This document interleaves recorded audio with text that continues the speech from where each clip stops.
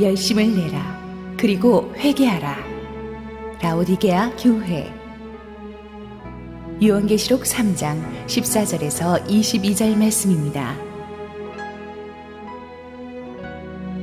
라오디게아 교회의 사자에게 편지하라. 아멘이시요 충성되고 참된 증인이시요 하나님의 창조의 근본이시니가 이르시되 내가 내 행위를 아노니 내가 차지도 아니하고 뜨겁지도 아니하도다. 내가 차든지 뜨겁든지 하기를 원하노라. 내가 이같이 미지근하여 뜨겁지도 아니하고 차지도 아니하니 내 입에서 너를 토하여 버리리라. 내가 말하기를 나는 부자라. 부요하여 부족한 것이 없다 하나 내 공고한 것과 가련한 것과 가난한 것과 눈먼 것과 벌거벗은 것을 알지 못하는도다. 내가 너를 권하노니 내게서 불로 연단한 금을 사서 부요하게 하고 흰옷을 사서 입어 벌거벗은 수치를 보이지 않게 하고 안약을 사서 눈에 발라 보게 하라. 무릇 내가 사랑하는 자를 책망하여 징계하느니 그러므로 내가 열심을 내라. 회개하라. 볼지어다 내가 문 밖에 서서 두드리노니 누구든지 내 음성을 듣고 문을 열면 내가 그에게로 들어가 그와 더불어 먹고 그는 나와 더불어 먹으리라. 이기는 그에게는 내가 내 보좌에 함께 앉게 하여 주기를 내가 이기고 아버지 보좌에 함께 앉은 것과 같이 하리라. 귀 있는 자는 성령이 교회들에게 하시는 말씀을 들을지어다. 할렐루야. 우리 하나님께 감사와 영광의 박수를 드리겠습니다. 우리 기도하시고 하나님 말씀 열겠습니다. 사랑하는 아버지, 은혜를 감사합니다. 추운 날씨에 은혜를 갈망해서 나온 우리 성도님들 축복하여 주시옵소서.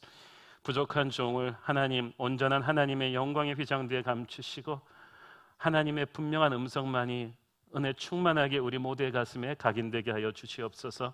예수님의 이름으로 기도했습니다. 아멘. 드디어 요한계시록 7교회 중에 마지막 교회인 라오디게아 교회를 다루게 되었습니다. 제가 얼마나 속이 시원한지 모르겠어요. 7교회 오면서 여러 가지로 영적 공격도 많고 그랬는데 7교회째 마지막 교회. 이 라오디게아는 지난주에 다루었던 빌라델피아에서 동남쪽으로 약 70km 정도 떨어진 곳에 위치했던 도시입니다. 에베소로부터 아시아 내륙으로 연결되는 이 무역과 교통의 요충지였습니다. 이곳에서는 톱 클래스의 양모, 울이 생산되는 곳입니다. 그래서 라오디게아는 이를 통해서 큰 부를 축적했죠. 거기다가 일찍부터 금융업이 발달하고 인구가 많은 상업 도시였기 때문에 오늘날의 뭐라고 하겠습니까? 뉴욕의 월스트리트, 홍콩 같은 금융 허브 도시였습니다. 어느 정도 이 도시가 잘 살았냐 하면요, AD 60년경에 소아시아 전체가 폐허가 되는 큰 지진이 왔는데 다른 모든 도시들은 황제의 재정 지원을 받았는데 이 라오디게아만 우리는 안 받겠다 할 정도로 재력도 있었고 자존심도 센 도시였습니다. 게다가 라오디게아에는 유명한 의과대학이 있었고 아주 최고의 안약이, 눈에 바르는 안약이 생산되었다고 합니다. 그래서 그 라오디게아산 안약하면은 옛날에 이명래 고약처럼 굉장히 유명한 상품이었다고 합니다. 아쉬울 것 하나 없는 부자 도시 라오디게아의 유일한 약점이 있었다면 생활 용수가 부족했다는 것입니다. 그래서 북쪽으로 약 9km 떨어진 히에라폴리스에서 뜨거운 물을 끌어왔고 동쪽으로 약 16km 떨어진 골로소에서 또 차가운 물을 끌어왔습니다. 한쪽에선 뜨거운 물, 한쪽에선 차가운 물을 끌어와서 생활 용수를 공급했습니다. 라오디게아 시민들은 부유한 데다가 아주 자유분방한 사고방식을 가지고 있었기 때문에 상대의 종교가 다르다고 해서 상대를 핍박하지 않았습니다. 게다가 황제의 재정적인 지원을 받지 않았기 때문에 다른 도시들처럼 황제 숭배도 심하지 않았습니다. 그래서 라오디게아에서는 다른 도시들처럼 크리스찬이라고 해서 불이익을 주거나 핍박하는 것이 없었다고 합니다. 그래서 라오디게아 교인들은 사회의 핍박도 없고 경제적으로도 윤택한 7도시들 중에서 가장 좋은 환경에서 신앙생활을 했다고 합니다. 그러면 우리 생각에는 이분들이 참 은혜 충만한 목회와 사역을 했을 것 같은데 그렇지가 않았어요. 오히려 영적 긴장감이 떨어져서 그런지 라오디게아 교회는 교회대로 다니지만 정말 몸만 다닌 사람들이었어요. 세상에서 즐길 것은 다 즐기는 그런 양다리 걸치는 신앙생활을 했습니다.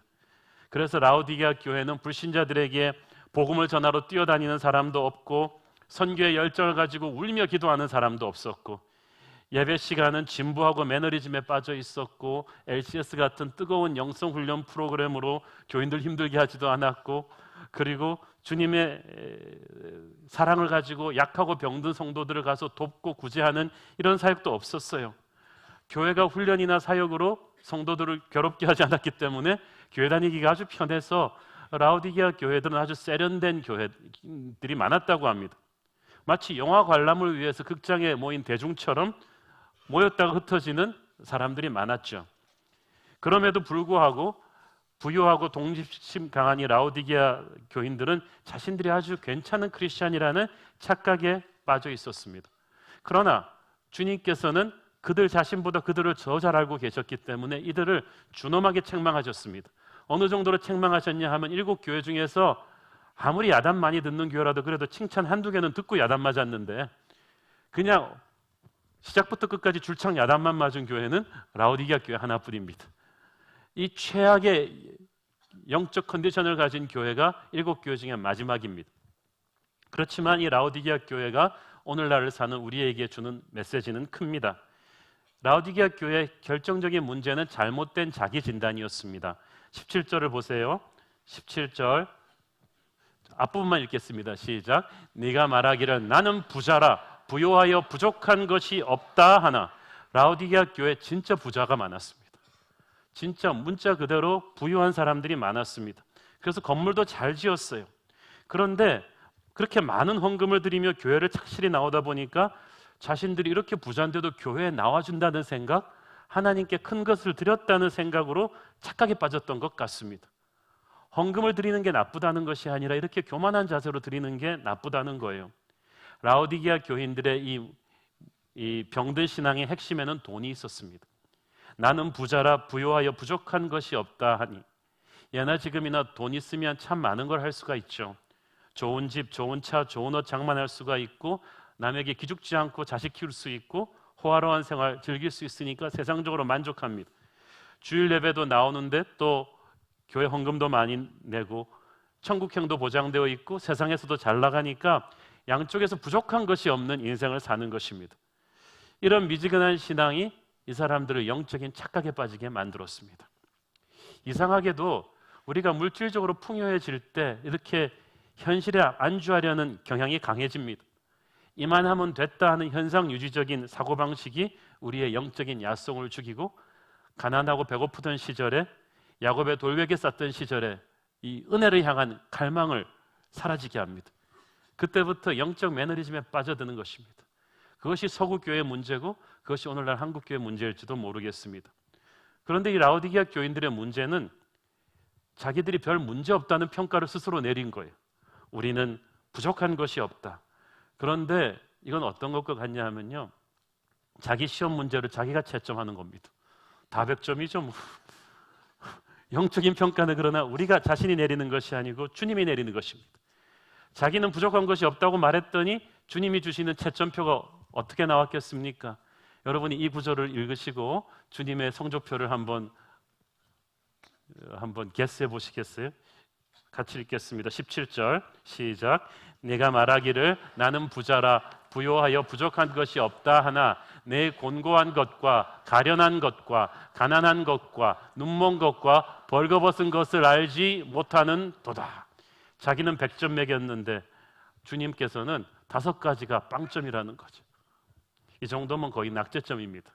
주님이 보시기에 너는 곤고하고 가련하다. 이 말은 네가 영적으로 불쌍하고 천하다는 뜻이에요. 네가 자신의 힘으로 예수를 믿기 때문에 약할 때 강함 되시는 그리스도의 능력을 경험하지 못한다. 그러니까 너의 수준은 영적으로 불쌍하다. 너희들은 가난하다. 너희들이 물질적으로 부유하니까 자신들이 부자라고 생각했지만 주님께 의지함으로 누릴 수 있는 하늘의 엄청난 축복을 너희들은 쥐꼬리만한 물질적인 부에 취해서 누리지 못하고 있으니 영적으로 가난한 것이다. 너희들은 눈이 멀었다. 너희들이 세상을 읽는 눈은 뛰어나다. 돈의 흐름을 읽고 유행의 흐름을 읽고 정세 판단을 읽는 세상적인 눈은 영악하지만 너희들은 보이지 않는 영적인 세계를 보지 못하는구나. 하나님이 진정 원하시는 것이 무엇인지, 하나님의 마음에 있는 것이 무엇인지를 너희는 알지 못하는구나. 그러니까 너희들은 영적으로 눈이 멀었구나. 너희들은 벌거벗었다. 성경에서 벌거벗었다는 것은 죄 문제가 해결되지 않아서 수치를 그대로 드러낸다는 것입니다. 그래서 주님께서 우리를 구원하실 때 예수의 보혈의 피로 우리를 옷 입혀 주십니다. 그러나 우리의 노력으로, 우리가 예수의 보혈을 의지하지 않고 우리의 노력으로 하나님께 인정받으려고 할 때는 부끄러워지는 거예요. 내 노력으로 세상에서도 살고 교회에서도 사역합니다. 하나님 보시기에는 영적으로 벌거벗어 있어요. 수치도 모르고 있습니다.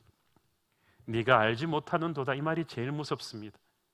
공부 못하는 애들의 문제는 자기가 모르는 게 뭔지도 모른다는 것입니다. 공부 잘하는 아이들은 질문이 정확합니다. 자기가 뭘 모르는지를 아니까. 그러나 라오디게아 교회의 경우는 자기 문제의 심각성이 뭔지를 모르고 있습니다. 이 미지근한 신앙은 자기 성찰력을 마비시킵니다. 자만심에 빠지게 합니다. 그걸 또 마귀가 옆에서 부추깁니다. 야, 너 정도면 성자지. 야, 이 많은 부자들 중에서 너같이 그래도 술, 담배 안 하고 주일날 교회 가는 애가 어딨냐. 너 정도면 성자지. 자꾸 이런 생각을 부추겨요. 그래서 여러분 옆에서 계속 너 정도면 완벽해. 네가 뭐 부흥회 또 갈 필요 있냐. 네가 뭐 또 이런 소리 하는 사람이 있으면 100% 사탄의 소리입니다. 우리는 어떻겠습니까? 우리는 잘못된 영적인 자기 도취에 빠져 있지 않습니까? 우리가 교회를 오래 다녔다고 해서, 우리가 몇 가지 사역을 한다고 해서 우리가 주님 보시기에 신앙이 문제가 없을까요? 영적인 자만심을 경계해야 합니다. 네가 알지 못하는 도다, 이 말이 무슨 말입니까? 자기 신앙이 아무 문제 없다고 생각하는 것이 교만이라는 거예요. 내가 영적인 피로를 못 느끼는 것, 은혜를 향한 절박한 목마름이 없는 것, 그것이 바로 교만의 극치라는 것입니다. 영적 문제의식이 없는 것이 교만입니다. 나는 훈련받았으니까, 나는 집사니까, 장로니까, 나는 신학교 나온 목사니까 이제 배울 만큼 다 배웠다고 생각하는 것이 교만입니다. 제가 제일 조심해야 됩니다. 우리는 한시라도 주님이 붙들어 주시지 않으면 쓰러진다는 걸 인정하고 살아야만 합니다. 어제의 은혜로는 오늘을 살 수가 없다는 걸 인정해야 합니다. 그것이 겸손입니다. 주님이 원하시는 것은 날마다 하나님의 빛 앞에 자신을 비추어 보면서 주님의 손을 꽉 붙드는 사람입니다. 교만한 사람은 주님의 손을 대충 붙들고 갑니다. 세상의 건 꽉 붙들면서. 그러나 여러분, 세상 거는 적당히 붙드시고 주님의 손을 꽉 붙들기를 바랍니다.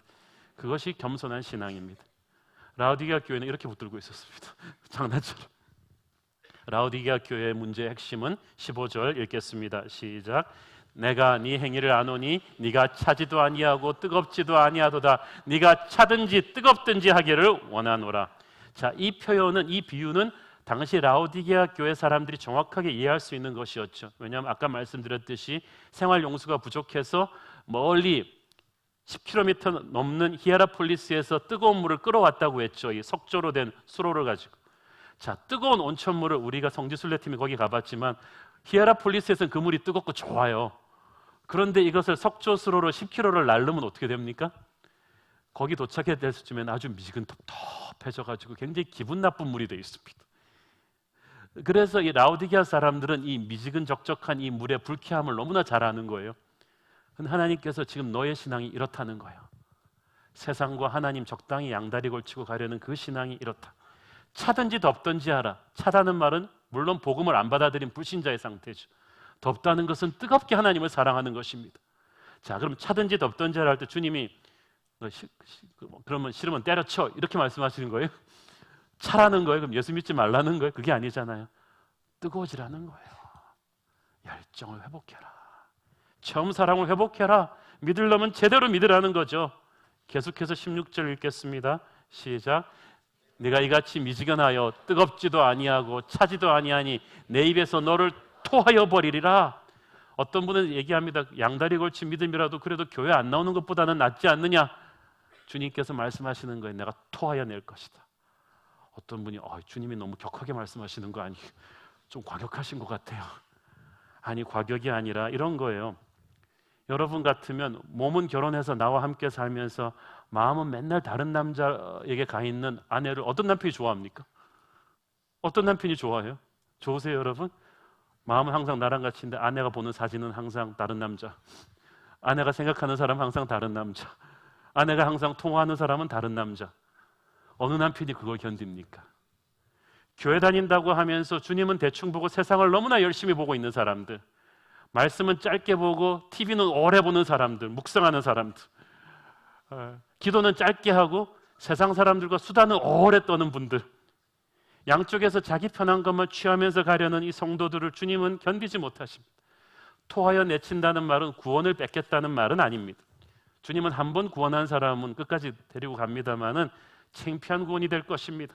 우리가 영적인 열심을 잃어버릴 때, 구원받은 하나님의 백성들이 세상에 취해서 영적인 열심을 잃어버릴 때 하나님께서 토해낸다는 말은 에베소 교회가 첫사랑을 회복하지 않으면 촛대를 옮겨버리겠다는 말과 똑같은 거예요. 기름 부심을 거둘 것이다. 네가 기도할지라도 내가 응답하지 않을 것이고, 네가 예배할지라도 거기에 나의 임재가 없을 것이고, 네가 사역을 한다 할지라도 거기에 나의 영광이 임하지 않을 것이다. 완전히 유명무실한 교회가 되어버리는 거예요. 얼마나 무서운 경고입니까? 주님은 어떤 분으로 라오디게아 교회에 말씀하고 계십니까? 14절 읽겠습니다. 시작. 라오디게아 교회의 사자에게 편지하라. 아멘이시오, 충성되고 참된 증인이시오, 하나님의 창조의 근본이시니가 이르시되. 자, 하나님께서 모든 교회에게 자기를 소개하는 게 다르세요. 하나님께서 어떤 하나님으로 나타나는가 자체가 그 교회에게 주는 메시지입니다. 라오디게아 교회의 문제는 양다리 믿음이라 그랬죠. 이중적인 신앙생활이라 그랬죠. 카멜레온처럼 색깔 바꾸는. 그런데 하나님은 거기서 자기를 아멘이라고 소개하십니다. 아멘은 진실하다는 뜻이에요. 여러분이 아멘 그럴 땐 진실합니다, 옳습니다라고 말하는 거예요. 겉과 속이 같다는 거예요. 하나님은 이중적인 분이 아니라 아멘이십니다. 그래서 우리에게도 다른 어떤 은혜를 구하지 않는 진실한 믿음을 원하십니다. 충성되고 참된 증인이시오. 주님께서는 참된 증인이셨습니다. 증인이라는 말은 순교한다는 뜻이에요.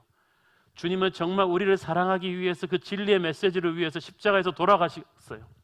그런데 그 주님을 믿는다고 하면서 아무 대가도 치르지 않고 그냥 세련되게 적당히 믿으려 하는 라오디게아 교인들에게 너는 대가를 치를 각오가 되어 있느냐? 나는 너를 위해서 나의 모든 것을 주었는데 너는 왜 나에게 쓰다 남은 헌신을 주고 있느냐? 그 말이죠. 하나님의 창조의 근본 되신 이가 가라사대, 창조의 근본이 뭐냐 하면 라오디게아 교회 너희들이 누리고 있는 이 모든 것의 근본이 나다. 너희들의 돈, 너희들의 명예, 너희들의 안정된 환경, 모든 걸 주신 이가 바로 하나님이시다. 그걸 아느냐 한 거예요. 라오디게아 교인들은 지금 착각하고 있어요. 자기들이 누리고 있는 그 부가 자기들의 노력으로 이룬 것인 줄 알고 있어요. 그러나 주님께서는 말씀하십니다. 너희들이 누리고 있는 것들이 다 나로부터 온 것이다. 호세아서 2장 8절 시작. 곡식과 새 포도주와 기름은 내가 그에게 준 것이요 그들이 바알을 위하여 쓴 은과 금도 내가 그에게 더하여 준 것이거늘 그가 알지 못하도다. 그가 알지 못하도다. 여러분 생각에는 여러분이 머리 좋은 걸로 공부해서 그 정도 하겠다고 생각하십니까? 그 머리 누가 주었습니까? 여러분이 열심히 노력해서 돈 벌어서 부를 이루었다고 생각하십니까? 그 부를 이룰 수 있는 능력은 또 누가 주신 것입니까? 일할 수 있는 건강은 누가 주신 것입니까? 만약 여러분이 아프리카 모잠비크 같은 데서 태어났다면, 지금 저 무서운 북한 돌아가는 상황 보십시오. 저런 나라에 태어났다면 여러분이 아무리 똑똑하고 아무리 건강한들 뭘 할 수 있었겠습니까?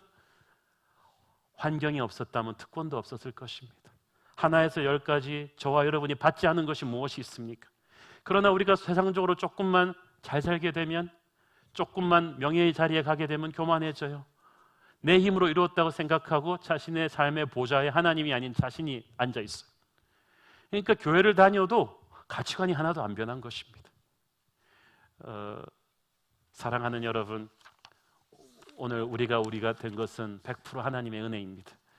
그런데 라오디게아 교인들은 입으로는 하나님을 믿는다 하면서 속으로는 돈을 믿고 있었어요. 자기 은행 잔고를 믿고 있었어요. 돈을 믿고 살면 그렇게 됩니다. 사랑하는 여러분, 다른 어떤 은혜를 구하지 마십시오. 주님은 이 라오디게아 교회에게 어떤 처방전을 주십니까? 18절 읽습니다. 시작.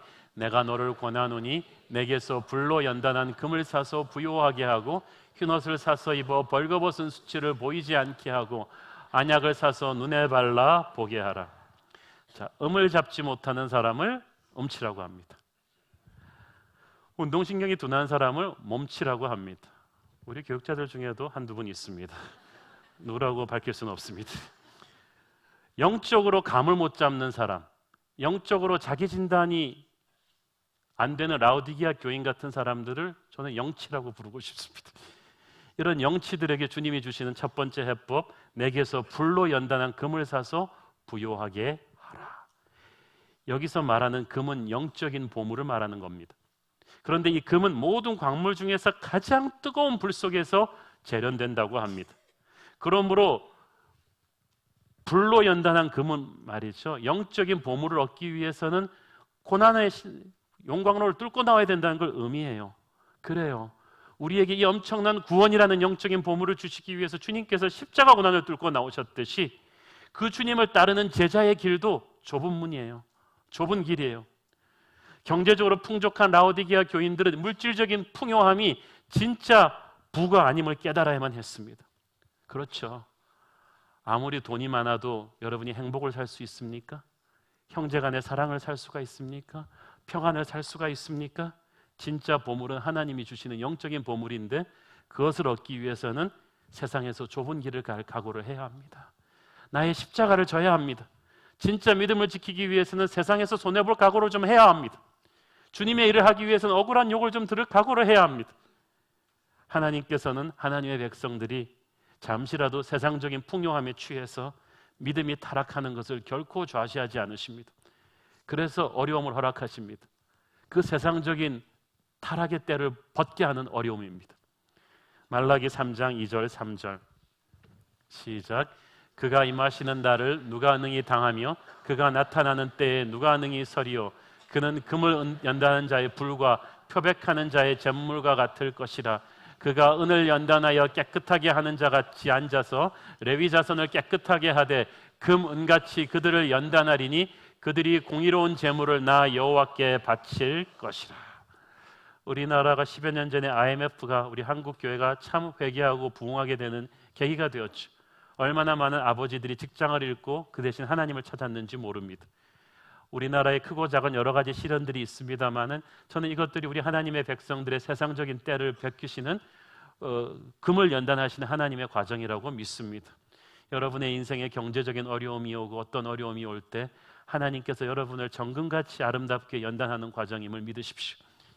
둘째로 흰옷을 사서 벌거벗은 수치를 가리게 하라고 했죠. 아까 라오디게아가 그때 지중해 최고의 우리 양모가 나는 모직의 명산지였다고 말씀드렸죠. 그래서 라오디게아 사람들이 뉴욕이나 샌프란시스코 사람들처럼 소문난 패션광들입니다. 우리 강남 분들처럼 멋쟁이들입니다. 그러나 주님께서 말씀하십니다. 너희가 눈에 보기에 아무리 좋은 옷을 입고 다닌다고 해도 영의 세계에서는 벌거숭이구나.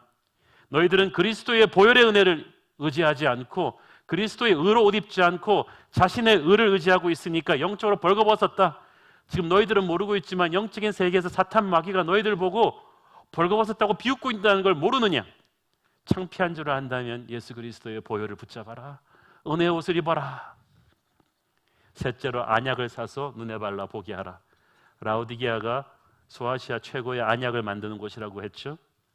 너희들이 세상의 유행과 돈의 흐름은 읽을 줄 아는구나. 육의 눈은 최고인데 영적인 것을 식별할 수 있는 것은 완전히 장님이구나. 너희들은 자신이 얼마나 잘난지 바라보느라고 또 세상을 열심히 바라보느라고 영원하신 주 예수 그리스도를 바라보지 못하는구나. 안타깝다. 영적인 눈을 떠라. 기도와 말씀을 통해서 살아계신 예수님을 제대로 바라보라. 그렇게 말씀하시는 것입니다. 예수님께서 18절에서 내게서 사라는 말을 연거푸 3번 강조하시죠. 연단한 금도 사라고 하시고 흰옷도 사라고 하시고 안약도 사라고 하십니다. 아니 주님은 은혜로 맨날 그냥 주시는 분이 왜 갑자기 사라는 거예요? 진짜 돈 주고 사라는 말이 아니라요, 대가를 치르라는 거예요. 결단을 하라는 거예요. 좁은 문으로 들어가라는 거예요. 오늘날 얼마나 많은 크리스천들이 대가 없는 제자의 길을 가려고 합니까? 좁은 문을 통해서 구원받으면서 좁은 길로 가려고 하지는 않아요. 사랑하는 여러분, 주님을 따라갈 때 여러분은 대가를 치르셔야 됩니다. 우리 교회는 좋은 교회지만 쉬운 교회는 아닙니다. 훈련을 받을 때 대가를 치르셔야 돼요. 사역을 할 때 대가를 치르셔야 돼요. 그런데 여러분 좀 대가를 치러 보십시오.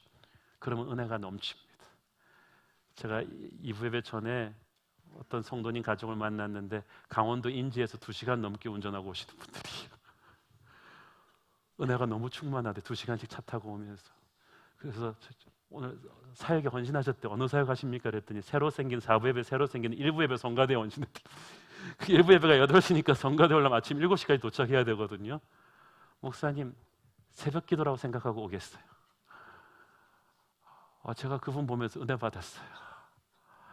대가를 치르면서 오니까 이분들의 얼굴에 은혜가 참 가득해요. 우리 교회 그런 분들 참 많으십니다. 우리가 오늘날 기독교가 왜 이렇게 나약해졌나요? 우리가 희생이 없고 대가를 치르지 않는 그런 기독교를 사람들에게 보여주기 때문이에요. 그러나 저와 여러분, 주님이 십자가 지셨듯이 각자 자기 십자가를 지고 대가를 치릅시다. 그러면 우리의 영성이 살아날 줄로 믿습니다. 라오디게아 교회를 야단치셨지만 주님이 마음이 아프셨어요. 왜 이렇게 우리가 애 한참 야단치고 나면 마음이 아프잖아요. 미안해서. 칭찬 하나도 안 하고 야단만 신나게 쳐놓으니까 주님이 격려해 주시면, 여기서 여러분 또 커뮤니케이션의 기술이에요. 칭찬할 게 없는 애라도요, 야단 확 친 다음에 자기의 마음을 보여주는 게 중요합니다. 19절에 주님의 야단치는 마음이죠. 같이 읽겠습니다. 시작. 물은 내가 사랑하는 자를 책망하여 징계하노니 그러므로 네가 열심을 내라, 회개하라. 주님께서는 칭찬 하나도 안 하고 야단만 친 라오디게아 교회지만 너무나 사랑하셨어요. 그러니까 버리지 않으시고 7교회 중에 한 교회로 껴서 서신을 보내신 거예요. 여러분 진짜 주님이 이 라오디게아 교회를 구제불능이라고 찍었으면요 아예 침묵하십니다. 여러분 주님의 회초리보다 주님의 침묵을 더 두려워하십시오. 주님이 정말 우리한테 삐지시면요 말씀 안 하세요. 근데 주님이 야단치고 있다는 건 사랑한다는 거예요. 아직도. 왜냐하면 사랑의 반대는 미움이 아니라 무관심이거든요. 아직도 야단치다는 것은 우리에게 살아날 소망이 있다는 것이며 아버지께서 아직도 우리를 사랑하신다는 것입니다. 아버지의 징계는 자녀에 대한 분노에서 비롯되는 것이 아니라 사랑에서 비롯되는 거거든요. 잠언 3장 12절 시작. 대저 여호와께서 그 사랑하신 자를 징계하시기를 마치 아비가 그 기뻐하는 아들을 징계함같이 하시느니라. 아멘. 저는 이걸 간증으로 말할 수 있어요. 제가 하나님이 저를 사랑하는 줄 어떻게 하냐면요, 제가 약간 오버하면 하나님이 반드시 치세요. 징계하세요. 약간 교만해지는 것 같으면 치시고, 약간 이렇게 집에서도 아버지의 권위를 내가 너무 휘두른 것 같으면 한번 치시고, 아내한테 얘기할 때 성경적인 남편의 권위를 오버하는 것 같으면 또 치시고, 또 모든 걸 할 때 크리스찬은 조금만 잘못하면 치게 야단맞게 돼 있어요. 야단맞을 때 하나님이 나를 미워하시나 그렇게 생각하지 말고 진짜 사랑하나 보다고 생각하십시오. 저를 보고 웃으시는 분 같은 축복이 있기를 바랍니다. 하나님께서 아들을 징계함 같이 우리를 다루십니다. 그래서 제가 말씀드렸죠. 세상 사람들은 수십 번 사기쳐도 안 걸리는데 크리스찬은 사기치면 첫 번부터 걸립니다. 왜냐하면 하나님의 자녀거든요. 우리는 싸나운 소리를 확 해도 세상 사람들은 괜찮은데 우리는 그렇게 하면 하나님이 우리 안에서 탄식하세요. 너 그러면 안 된다 그러고, 사랑하라 그러고, 껴안으라 그러고. 우리가 잘못된 길을 가면요 세상 사람들이 물질적인 결정을 하면은 그대로 가지만 하나님의 사람이면서 물질적인 결정을 하면 하나님이 브레이크를 거세요. 너 그렇게 하면 안 된다고. 기도하지 않고 막 저질러버린 일들에 대해서 하나님이 징계하십니다. 그 징계의 회초리 안에 아버지의 사랑이 있음을 믿습니다. 주님은 말씀하십니다. 그러므로 열심을 내라, 회개하라. 사실 논리적으로 보면 순서가 바뀌어야 될 것 같아요. 회개를 해야 열심을 낼 거 아니에요? 그런데 여기서 열심을 내라는 말을요 저는 처음 사랑을 회복하라는 것으로 해석해 봤습니다. 그러니까 이게 쫙 해석이 돼요. 그러니까 열심을 낸다는 말은 첫사랑을 회복하라, 은혜를 체험하라, 부흥을 체험하라는 거예요. 그러면 회개는 오토매틱으로 나오는 거예요. 예를 들어서 부흥에 올 때는 아내한테 끌려왔던 남편이 부흥회 하는 도중에 어느 시점부터 마음이 뜨거워지면서 저도 모르게 회개가 터져요. 회개란 거 희한해요. 남이 하라고 강요해서 되지 않고요, 분위기에 눌려서 되는 게 아니고요, 내 안에서 울컥 쏟아져 나온 어떤 영적인 열기예요. 하나님이 확 부어주는 은혜에 대한 통곡 같은 이 폭발이에요. 첫사랑을 회복하고 나면요, 회개는 그냥 자동으로 나옵니다. 저는 이번 연말에 저와 여러분에게 이 첫사랑의 회복과 회개의 역사가 일어난 줄로 믿습니다. 아버지께서는 우리의 문을 두드리고 계십니다. 20절 읽겠습니다. 시작. 볼지어다 내가 문 밖에 서서 두드리노니 누구든지 내 음성을 듣고 문을 열면 내가 그에게로 들어가 그와 더불어 먹고 그는 나와 더불어 먹으리라. 많은 학자들이 이 구절을 불신자가 예수 영접하는 구절, 전도용 구절로 해석하는데 그것은 틀린 해석입니다. 왜냐하면 전도용 의도였다면 이미 예수를 믿는 라오디게아 교회에게 주는 서신에서 쓰지 않았겠죠. 이 말씀은 예수님을 믿는다고 하면서도 그 삶의 가치관 한가운데에 주님이 다스리지 않는 카날 크리스천, 세상적 크리스천들에게 주는 하나님의 그 대각성의 콜입니다. 주님께서 문 밖에 서서 두드리신다는 것은 라오디게아 교인들이 몸은 교회에 나오고 있지만 그들의 마음의 문은 주님께 닫혀 있었다는 뜻이죠. 세상에 빠져서 주님을 박대하고 있었다는 뜻이죠. 주님을 자기 삶에 모시고는 있는데 자기의 삶의 한가운데가 아니라 안방이 아니라 사랑방의 객으로 모셔놓고 있는 것입니다. 주님이 내 삶을 조정관에서 다스리게 하는 게 아니라 구경꾼으로 그냥 보시게 하는 거예요. 그러니까 교회 안에 주님의 임재가 흘러내리질 않아요. 예배는 드리는데 그 안이 영적으로 싸늘한 그런 세상적 교회들이 많지 않습니까? 빌라델피아 교회는 작은 능력을 가지고 큰 순종으로 주님을 감동시켰습니다. 기억하시죠? 그래서 빌라델피아 교회는 열린 문이었어요. 주님께서 하늘 창고의 문을 열어서 빌라델피아 교회는 부어주셨고 또 그들에게 전도와 선교의 문을 열어주셔서 마음껏 사역하게 하신 열린 문이었는데 세상적 풍족함에 취해서 영적으로 마비되어 있던 라오디게아 교회의 경우는 주님께 닫힌 문이었습니다. 그러니까 주님께서 친히 일어나셔서 오셔서 직접 라오디게아 교회 문을 두드리는 수고를 하셔야만 했습니다. 이 두드린다는 말이 헬라어로 현재 진행형 동사거든요. 주님께서 인내심을 가지고 끊임없이 두드리고 계십니다. 오늘날도 현대판 라오디게아 교회 같은 수많은 교회들의 문을 두드리고 계십니다. 교회는 몸은 다니면서 마음은 주님으로부터 떠나 있는 세상적 크리스천들의 마음의 문을 두드리고 계십니다. 주님께서 이 문을 박차고 들어오실 수 있지만 젠틀맨이시기 때문에 우리 인격을 존경하시기 때문에 두드리며 기다리신다는 것을 보십시오. 누구든지 그 음성을 듣고 문을 열면 주님께서 두드리시면서 음성을 들려주십니다. 말씀을 주십니다. 지금 하나님이 여러분에게 말씀을 주시고 있다는 것은 여러분의 가슴의 문을 두드리고 계신다는 증거입니다. 여러분이 말씀을 들으면서 주님을 향해서 마음의 문을 활짝 열기를 바랍니다. 여러분 삶의 컨트롤 타워를 열기를 바랍니다. 여러분 인생의 보좌의 주님을 좌정하시게 하십시오. 문을 연다는 것은 내 삶의 한가운데로 주님을 초대해 드리는 거거든요. 내 삶의 안방 한가운데 주님을 모시고 내 삶의 사령탑에 주님을 모시고 주님 나를 다스려 주시옵소서, 나는 주님이 필요합니다, 이런 가난한 심령으로 절대 의존형 신앙으로 돌아온다는 것입니다. 어떤 분은 예수님을 믿으면서도요 예수님을 부하로 부리는 신앙의 사람이 있고 어떤 분은 예수님이랑 1대1 파트너로 동역하는 분이 있고 어떤 분은 절대적인 주님으로 예수님을 모시고 있는 분이 있습니다. 저는 여러분이 어린아이와 같이 주님께 의존하기를 바랍니다. 어린아이가 아빠가 왔을 때 문을 열 때는요 뛰쳐나옵니다. 아빠가 없으면 너무 인생이 힘들거든요. 달려나오는 그 어린아이의 열정으로 문을 열라는 거예요. 마치 이상한 택배 아저씨 대하듯이 그렇게 문 열지 말고 어린아이의 열정으로 달려나와서 주님을 향해서 달려나오는 그런 어린아이와 같은 마음을 주님은 기다리고 계십니다. 그러면 내가 그에게로 돌아가 주님이 그 안으로 들어오십니다. 우리 인생 최고의 날은 주님이 들어오시는 날입니다. 빛이신 주님께서 들어오시면 내 안에 어둠이 떠납니다. 오늘 주님이 우리 안에 한가운데로 들어오셔서 여러분을 누르고 있는 어떤 어둠을 몰아내기를 바랍니다. 미움의 감정, 섭섭한 감정, 더러움의 감정, 음란의 영, 폭력의 영, 돈에 대한 그 욕심, 이런 것들을 다 주님께서 몰아내시고 능력이신 주님이 내 안에 좌정하시면 담대해집니다. 평안해집니다. 내가 내 인생을 다스릴 때는 복잡하고 걱정이 많고 미움이 많고 상처가 많았습니다만은 내 인생 한가운데 주님이 앉으시니까 평안합니다. 여러분 안에 주님이 좌정하심으로 편안하시길 바랍니다. 나는 그와 더불어 먹고 그는 나와 더불어 먹으리라. 주님께서 식탁 교제를 나와 함께 하시겠다는 것입니다. 이것은 엄청난 축복입니다.